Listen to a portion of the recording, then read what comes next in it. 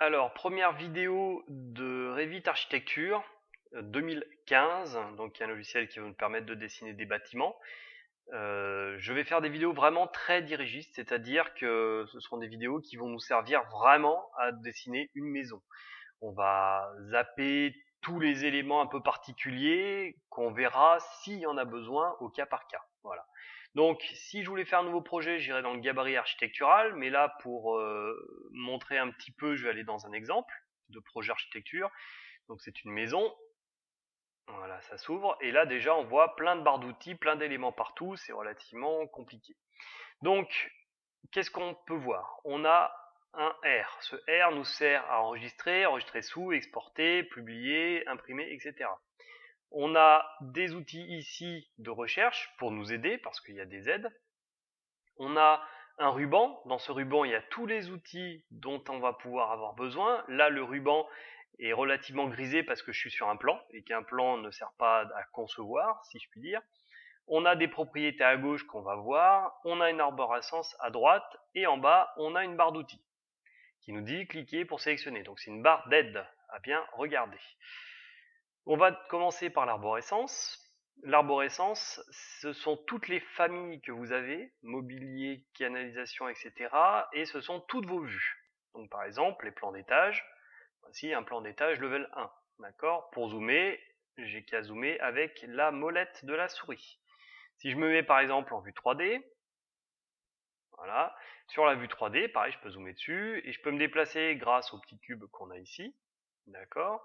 Je peux me déplacer aussi en tenant Shift et le clic de la molette. Shift, clic molette, ça fait le déplacement. Voilà.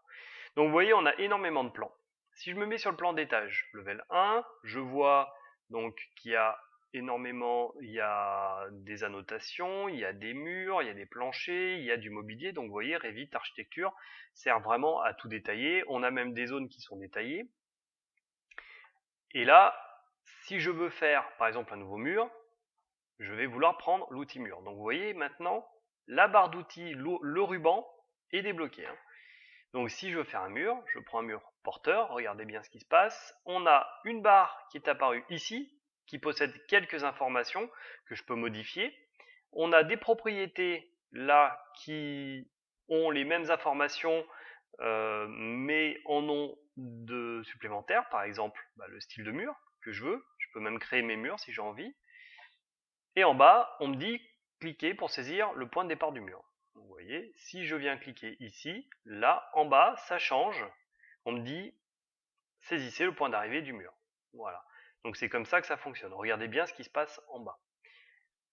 Donc je ne vais pas dessiner le mur. Autre élément qui se passe et qui est intéressant ici, c'est que je peux changer le facteur d'échelle et je peux changer le niveau de détail. Je suis en moyen, mais je peux mettre en niveau de détail élevé pour voir un petit peu plus ce qu'il y a dans les murs.